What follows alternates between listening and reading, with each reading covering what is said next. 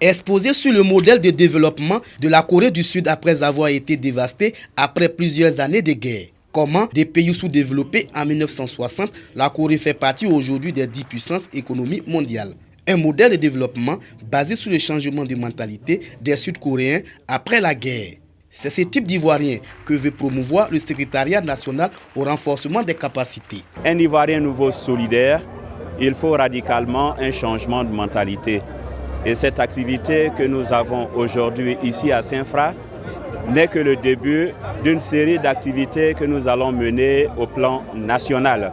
Le changement de mentalité pour montrer aux Ivoiriens le goût du travail. À Saint-Fra, point de départ de la sensibilisation et de la formation sur le changement de mentalité. Les populations saluent l'initiative. Nous, chefs coutumiers, nous allons inviter notre population, notre jeunesse, nos enfants à fréquenter le bureau afin qu'il y ait franchement un changement de mentalité. Le secrétariat national au renforcement des capacités est accompagné dans cette campagne nationale par l'ONG sud-coréenne International Youth Fellowship. Depuis fort longtemps, le président Alassane Ouattara il a parlé d'un Ivoirien nouveau. Je crois que notre ONG a de la capacité de réaliser ça. Après Saint-Fra, le secrétariat national au renforcement des capacités va sillonner le reste du pays pour amener les populations à s'inscrire dans la vision du président de la République Alassane Ouattara, celle de l'Ivoirien nouveau.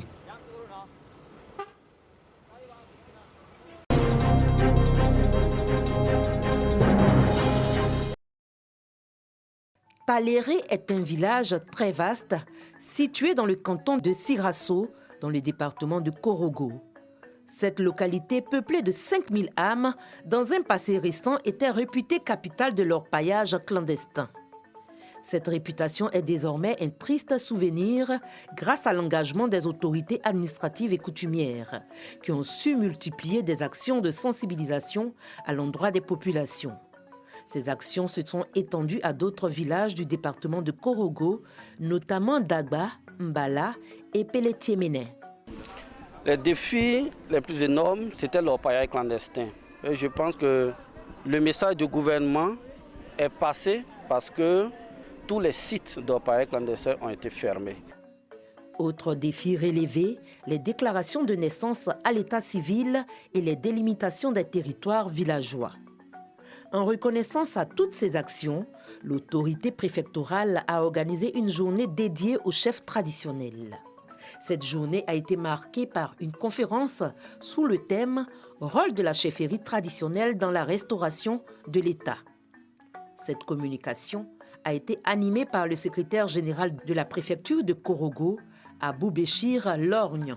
Occasion pour lui de rappeler les textes de loi qui régissent le fonctionnement de la Chambre des rois et chefs traditionnels de Côte d'Ivoire. La conférence a été suivie par la distinction des chefs traditionnels. Le chef de canton de Sirasso a salué cette initiative. Certains leaders des jeunes orpailleurs clandestins entendent rendre des témoignages afin de sensibiliser leurs camarades à privilégier l'intérêt communautaire. Quand les gens de orpailleurs sont arrivés dans nos villages à Taléré, nous on a cru que c'est un bon travail. Parce qu'on a appris qu'on gagne de l'argent dedans, on s'est jeté dedans. Après, on a vu que ça ne nous arrange pas nous-mêmes. Ça va gâter nos terres.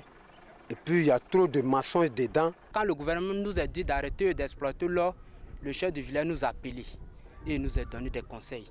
Il dit, vous êtes la jeunesse de Taléré. Et c'est la jeunesse qui fait un village très solide. Donc, arrêtez d'exploiter l'or. Le gouvernement ne supporte pas l'exploitation de l'or. Donc, nous aussi, nous avons bien compris le conseil du chef du village, le conseil du gouvernement, et on a arrêté d'exploiter l'or. Pour le sous-préfet de Sirasso, même si l'objectif recherché est atteint, quelques défis restent à relever. Les branchements anarchiques, mais toutes ces difficultés sont portées à notre connaissance. Au niveau de l'État, les choses sont prises au sérieux, de telle sorte que le président de la République lui-même, il a dit que tous les hameaux, tous les villages de plus de 500 habitants seront électrifiés. Notons que cette journée d'hommage au chef de Sirasso est à sa première édition. C'est une initiative prise par le sous-préfet de Sirasso.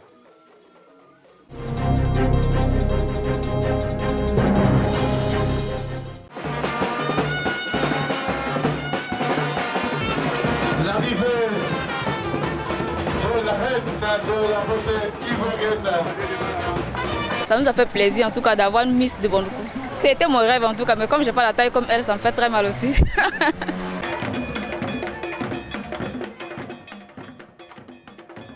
L'événement qui va conforter les populations de la région du Gontougo dans leur changement de mentalité et d'avantage, susciter chez les jeunes filles le goût de l'effort et de l'excellence. Miss Côte d'Ivoire 2017 a reçu à Amanvi, capitale du royaume Bron, un accueil sur mesure, à la dimension de l'hospitalité de ce peuple uni et solidaire autour de son roi. Originaire de Tanda, Bané Mandialia éclabousse de fierté toute la région du Gontougo et fait des émules. Par le passé, nos filles ne participaient pas à ces genres d'éditions. Aujourd'hui, elle a la couronne. Il faudrait prouver et la présenter à toutes ces jeunes filles-là, de dire que c'est possible et qu'elles ont maintenant le droit de participer à ce jeu-là. Je suis fière que je vais devenir comme elle demain. Le roi des Brons a fait de la réception de Miss Côte d'Ivoire 2017 un moment d'expression de la solidarité d'union des 4 élus du Gontougo. Tout commence à Bondoukou, avec une gigantesque parade dans la ville.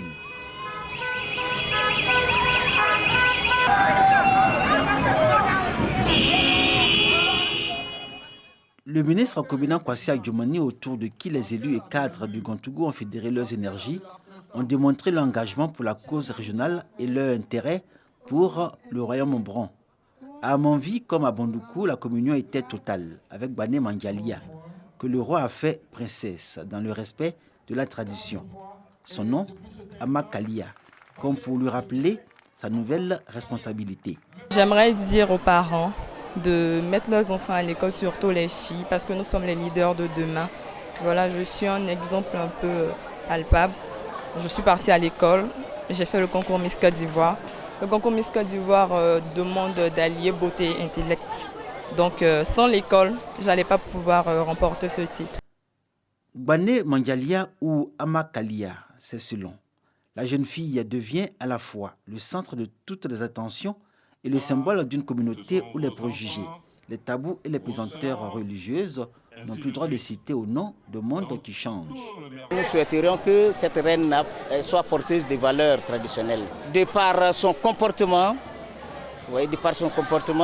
de par la parole. Elle est en train de montrer qu'on peut aller à l'école, on peut également réussir sans passer forcément par le métier de bonne. Elle est allée à l'école et vous avez vu qu'à l'occasion de ce concours, elle s'est bien comportée, elle a bien parlé, elle a bien présenté notre région à travers les différents défilés, à travers sa parole et à travers les mots bien choisis pour convaincre les membres du jury. Donc c'est dire qu'au-delà de l'aspect festif, il y a un aspect hautement culturel, un aspect hautement éducatif parce qu'elle montre aux autres jeunes filles qu'on peut être capable de tout. En termes de scolarisation de la jeune fille, selon l'inspecteur de l'enseignement primaire de Tanda, on est passé de 83% à plus de 97% de filles scolarisées dans le primaire en 3 années, avec parfois dans les classes un effectif plus important que celui des garçons. Dans la région du Gontougo aujourd'hui, le regard de la communauté sur la jeune fille a radicalement changé. Et en celle-ci même, les parents placent tous leurs espoirs. Autant jadis, cette région était une région pourvoyeuse de servantes. Mais aujourd'hui, la tendance a changé. Il y a plus de filles à l'école que de garçons. C'est tout à fait aussi leur œuvre. Depuis qu'une fille de notre région est sortie Miss Côte d'Ivoire, et celle-là, elle est belle, mais elle n'est pas seulement belle, elle est aussi belle intellectuellement. Donc, tous parents, toute la région est fière et voudrait bien que leur fille aussi emboîte le pas de cette dernière. Une fille du Gontougo candidate à un concours de beauté jusqu'à être élue Miss Côte d'Ivoire. Ce qui était impensable hier est aujourd'hui salué et présenté comme un exemple à suivre. De quoi donner des idées à ces jeunes filles qui rêvent d'assurer demain la relève. Une vraie révolution en somme qui est en marche et que les autorités coutumières, élus et cadres de cette région accompagnent avec beaucoup d'engagement.